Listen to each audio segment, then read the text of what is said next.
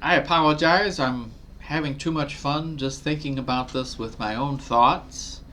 But we probably should get to the person that actually knows what he's talking about. Let's see what Dr. Ruckman has to say, although I did circle a couple other things. Last thing I want to say is verse 8. Yet man is born, no, this is 7. Yet man is born unto trouble as the sparks fly upward. I think we are born in, you're born into a chaotic world. This is a world where you get your social security number and you're basically cattle for a bunch of Satanists, That's what it seems like sometimes, but you're in trouble. I would seek unto God, and unto God would I commit my cause. He's saying that to Job, like, Job, you need to be committing your cause to God. You need to let go and let God, Job, because clearly you're not doing that.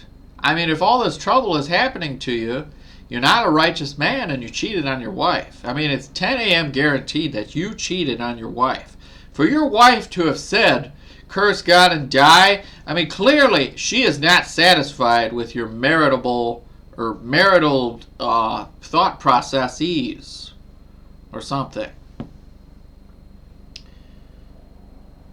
Which is not true, that statement in verse 8. Yes, we should seek unto God and commit our cause. Everything should be put before God, and Job has done that.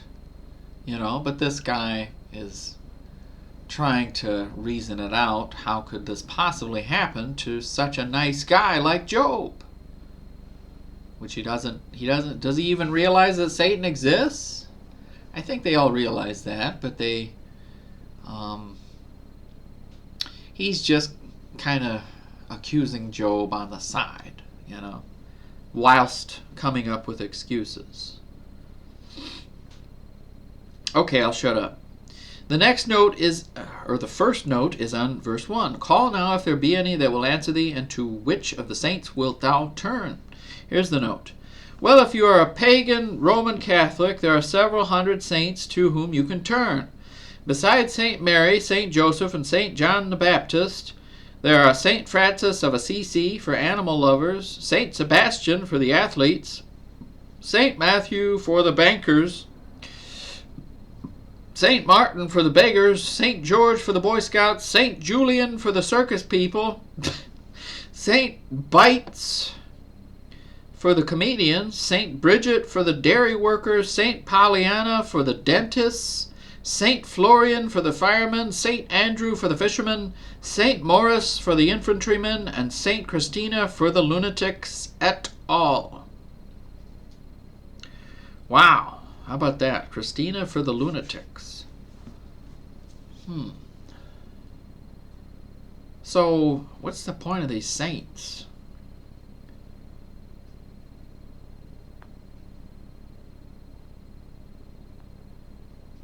I think my brother made this point a long time ago. He thinks that Job's 3 friends are they just Satan in disguise, trying to trick him? I mean, that could be. Or they're all Calvinists and they all have like a weird perspective about God. I don't know. But what good is that going to do to you? It's just kind of a pious thing to say, I'd say, Here's the next note on verse 13. He taketh the wise in their own craftiness, and the counsel of the froward is carried headlong. Here's the note. The reference is to every philosopher, scientist, politician, founder of a religion, scholar, teacher, and Bible reviser who denies, corrects, changes, or casts doubts on the Holy Scriptures.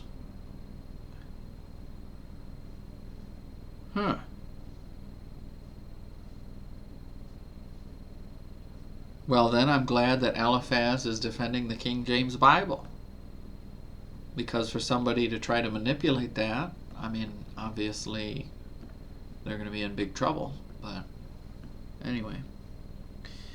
Next note is on 23. For thou shalt be in league with the stones of the field, and the beasts of the field shall be at peace with thee. The league with the stones is a figurative expression, of course, but has its basis in things like 2 Kings 3:19 and Isaiah 5:2. That is, you'll be able to grow good crops because your land will not be like the mountain land in North Carolina. Huh.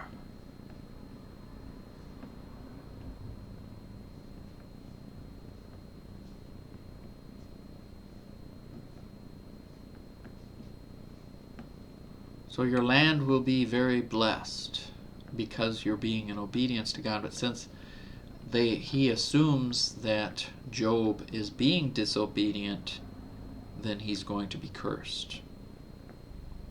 So as long as, yes and no. God can deal with you in different situations. Maybe you haven't been obedient, or maybe something is happening to force you a certain way. The weather is very unpredictable around here, especially. We're trying to be done with winter. I'm an old man now. Can't deal with this winter anymore. I got cuts on all my hands. Really tired of this. And I had stuff on my hands, and then it just opens back up again. It stinks. We're ready for summer. And then I'll be ready for winter again. Can't win with humans. Alright. 25. Thou shalt know also that thy seed shall be great, and thine offspring as the grass of the earth. In 25. There is a double application to verses 24 through 26. The passage is not just a reference to Job 42. It is also a reference to the millennium.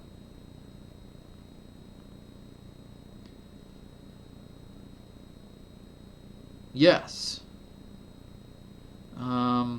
Thou shalt come to thy grave in a full age, like as the shock of corn cometh in a season.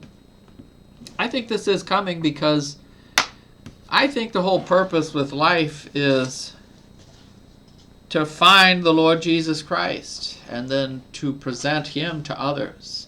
There's so many people that are walking around lost, and they're just racing to the grave, basically, and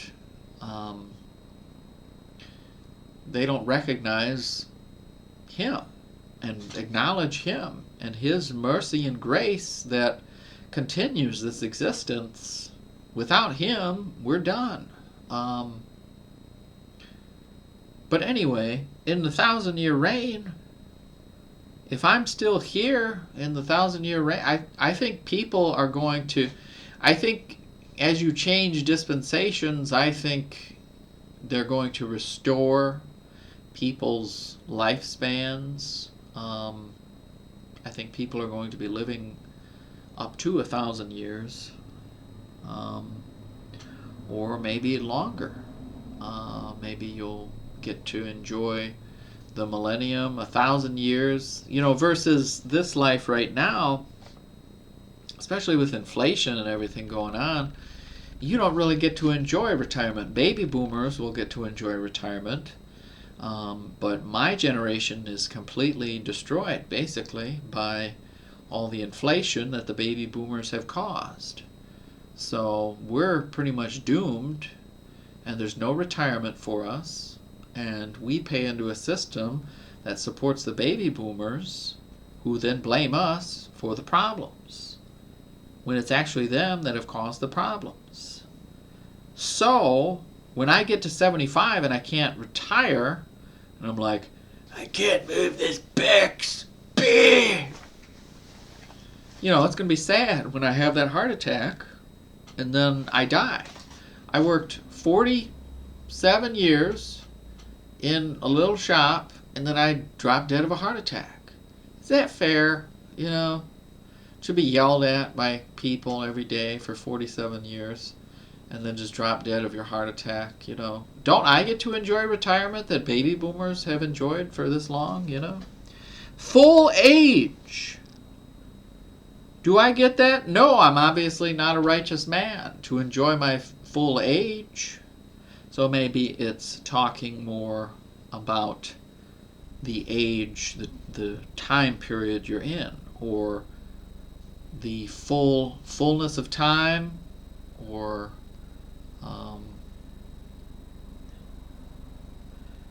we have, okay, full age. Do you get to enjoy that? Does everybody get to enjoy that? Or how many people drop dead of a heart attack, you know? So it's not necessarily true what he's saying. It's true from the perspective of the 1,000-year reign. But it's not true in the generalized sense of daily life, you know. People have heart attacks all the time and drop dead. Nicest people, it's probably a mercy for them to instantly drop dead. Hopefully they're saved and they're going right to God, you know. But some people, it's not good, you know. But anyway, those are the notes for 25. I'm going to stop here. Thank you. Goodbye.